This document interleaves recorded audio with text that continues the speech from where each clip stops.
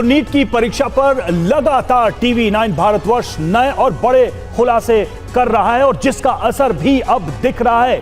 इस जांच में जो अहम कड़ियां हैं वो टीवी 9 रिपोर्टर्स की रिपोर्ट के बाद जुड़ती दिखाई दे रही है। तो देश में जिस परीक्षा के बाद छात्र डॉक्टर बनते हैं वो परीक्षा यानी नीट सवालों के घेरे में आ गई है।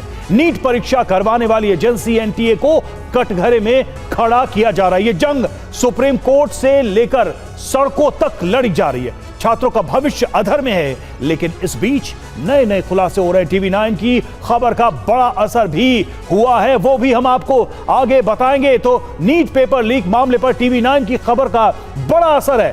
पेपर लीक मामले का मास्टरमाइंड सिकंदर यादवेंदु पर एक्शन हुआ। यह बड़ी जानकारी, बड़ी खबर इस वक्त की। पटना जल संसाधन विभाग का junior engineer Sikandar Yadavendu suspend हुआ है। एनएचआई के गेस्ट हाउस मामले में भी सिकंदर का कनेक्शन सामने आया है। टीवी 9 ने पेपर लीक मामले में सिकंदर के शामिल होने की खबर दिखाई थी और अब उसका असर, उसका इंपैक्ट भी देखने को मिल रहा है। पेपर लीक मामले में गिरफ्तार है सिकंदर यादवेंदु।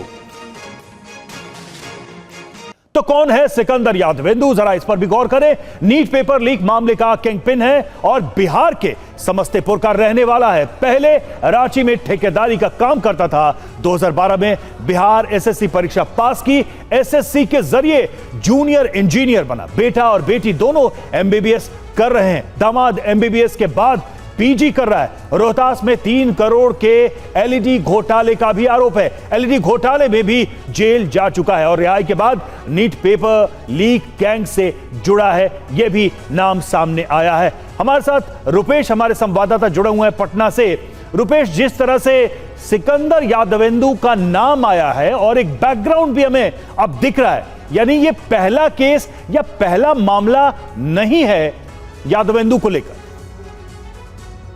जी देखिए, बिल्कुल पहला मामला नहीं है और सिकंदर यादवेंदु को फिलहाल सस्पेंड कर दिया गया है। यह मूलतः जल संसाधन विभाग में जूनियर इंजीनियर है, लेकिन इसने अपनी पदस्थापना दानापुर में नगर आवास विभाग में जूनियर इंजीनियर के पद पर इसने कराई थी और फिलहाल ये वहीं पदस्थापित था। और ये कहा जा रहा है कि दानापुर का इसका चैम्बर, जहां पहली साजिश रची गई, जहां पेपर लीक के तमाम जो बाकी कड़ियां हैं, चाहे वो अमित आनंद हो या फिर नीतीश कुमार हो, ये सब वहीं पर बैठकर पहली मीटिंग उनकी यहीं पर हुई थी और वहीं से पूरी साजिश रची गई। किस तरह से कितने छात्रों को कहां से कौन लाएगा और पूरा जो मोडस ऑपरेंडाई है इनका, अगर वो देखें कि सभी ने 3 इसमें सॉल्वर गैंग के 3 लोग हैं, सिकंदर है, अमित आनंद और नीतीश कुमार। सबने आपस में छात्रों को बांट लिया। कौन पैसे कलेक्ट करेगा, कौन किसे प्ले स्कूल तक ले जाएगा, कौन एनएचआई गेस्ट हाउस में ठहराएगा और कौन लालू खटाल के पास में जो एजी कॉलोनी में लालू खटाल है उसके बगल में किराए का मकान कैसे लिया जाएगा।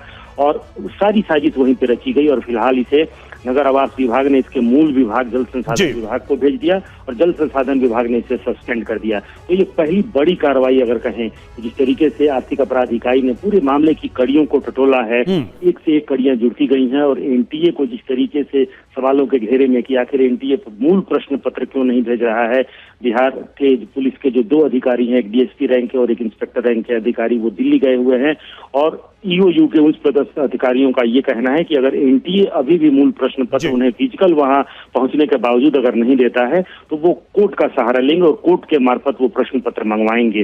लेकिन इस बीच में जितने बड़े बड़े खुलासे हो रहे हैं और टीवी 9 भारतवर्ष का सबसे अहम सवाल कि वो मंत्री जी कौन है और उस एनएचआई के गेस्ट हाउस तक क्या ईओई की टीम पहुंचेगी। बिल्कुल रुपेश, गेस्ट हाउस में जो आपकी रिपोर्ट थी उसने ही कई सारे सवाल खड़े किए हैं इस पूरे मामले के सामने। आप बने रहिए हमारे साथ, हम वापस लौटेंगे आपके पास। और देखिए, टीवी 9 के पास सिकंदर के कबूलनामे के दस्तावेज है। कल शाम 5 बजे सिकंदर का कबूलनामा दिखाया था। सिकंदर ने माना 24 घंटे पहले बच्चों को पेपर दिए। टीवी 9 पर सिकंदर से जुड़े सभी दस्तावेज मौजूद हैं।